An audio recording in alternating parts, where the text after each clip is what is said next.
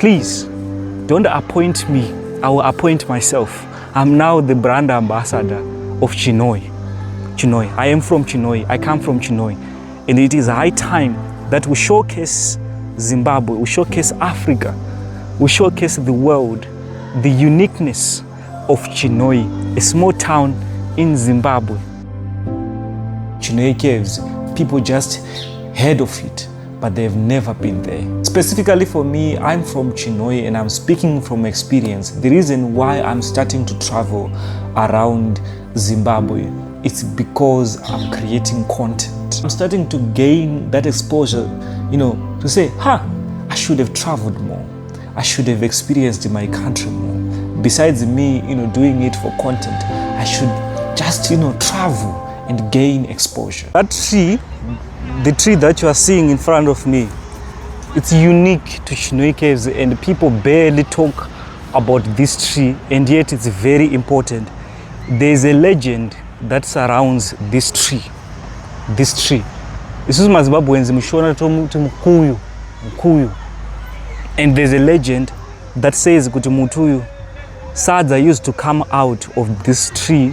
Warriors would come and surround this tree and start to clap their hands, summoning the ancestors, and sadza would come out and they would eat. Those type of legends, there are very many in Zimbabwe. And this tree is close to Chinhoyi Caves. It's in the camping site of Chinhoyi Caves and they barely talk about this tree. It's a legend, it's a myth, and it's not even in the history of Chinhoyi Caves. They don't talk about it. But when I was growing up, close to this place, as someone who grew up around this place, people would talk about this tree, and the people would talk about, right there, just after those people, just after the road, there's a legend also that someone threw a stone in the caves, the places that people were thrown into during the time of war, and he threw a stone and the stone came back and hit him. Those are legends that people barely talk about. The tree, it's right there. It's right there. And it's a legend. It was really great, coming again to this place. I used to work here. It was an amazing feeling. I am telling you guys, this place is rich in history. And what you are seeing in this place is just the tip of the iceberg. It's not everything. Because I am sure that divers were only capable of reaching 100 meters deep, the waters that you're seeing over there, 300 feet only. And what they found down there is different tunnels which lead to different places. The traditional name for Chinhoyi Caves is the Chirorodziwa. Chirorodziwa means the pool of the fallen. And the name was derived from an incident that happened during the 1830s. Back then, there were certain people that used to stay close to Chinhoyi Caves, and then there was a certain tribe that was passing by Chinhoyi Caves, and the tribe was called Angoni tribe, and they went on to kill people who were staying close to Chinhoyi Caves.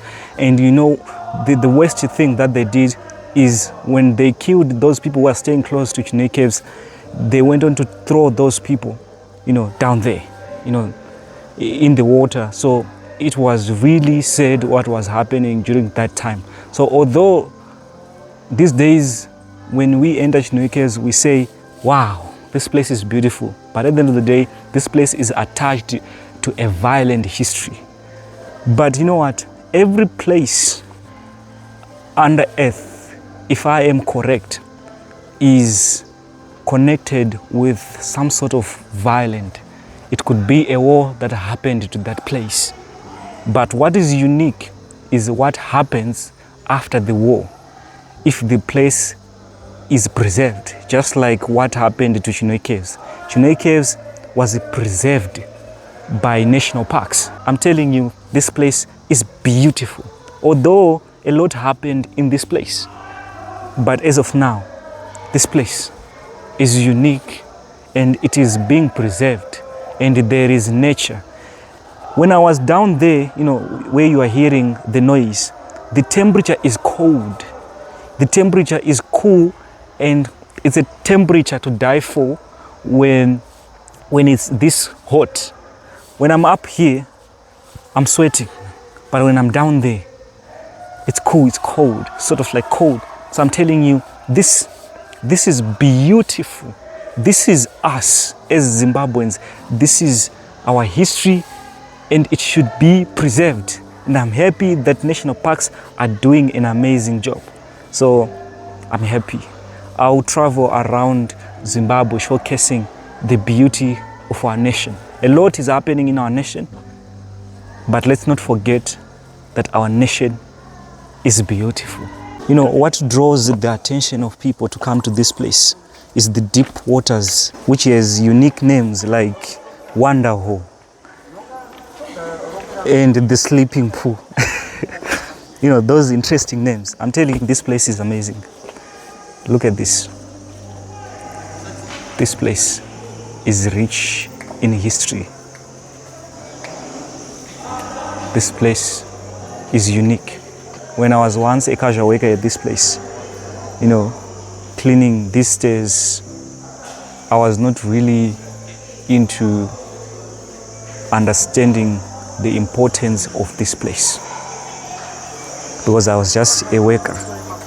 I was just a regular person who wanted money at the time. I used to clean these stairs, but I was not really considering how important the history of this place is. But it is now, as a content creator, that I decided I should go back. And I'm telling you, the experience, it's unique. The experience, it's different. So, as you can see, this is the way to Dark Cave. So here's the thing, I'm in pain right now. My leg is hurting. The English, hurting. The pronunciation, it really gets the best of me. I'm one of those people who don't know how to pronounce certain words, like heart. Is this supposed to be heart or hate? Pronunciation of the word like her, H-E-R. It's really hard sometimes. So this is the way to Dark Cave. And I'm sorry guys, I'm just going to show you the entrance. I'm not going to get inside. Another thing that I forget to mention is this place is one of the most spiritual places that we have here in Chinhoyi. Down there is the entrance to Dark Cave. So this is Chinhoyi Caves. This is the part that you don't see on social media. So as you can see, this is like a road that was made by people like us who don't have cars. It's sort of like a shortcut to the main offices here at Chinhoyi Caves. So here's the thing, I was taking a shortcut and I hurt my leg. And this happened. So I know my way. I know my ways, shortcuts here at Chinhoyi Caves. Because I used to work here. So I know all the shortcuts. This is an amazing place. I'm happy with what they are doing, to preserve this forest that is close by to Chinhoyi Caves. This is Chinhoyi Caves, all of it. And they are preserving it from wildfire. It's an amazing thing that they are doing. They are really good at it. So I always applaud them. These people, they know what they do. I salute people who work at Chinhoyi Caves, trying to maintain everything. Chinhoyi Caves, national parks, they are all about nature. They know how to preserve nature.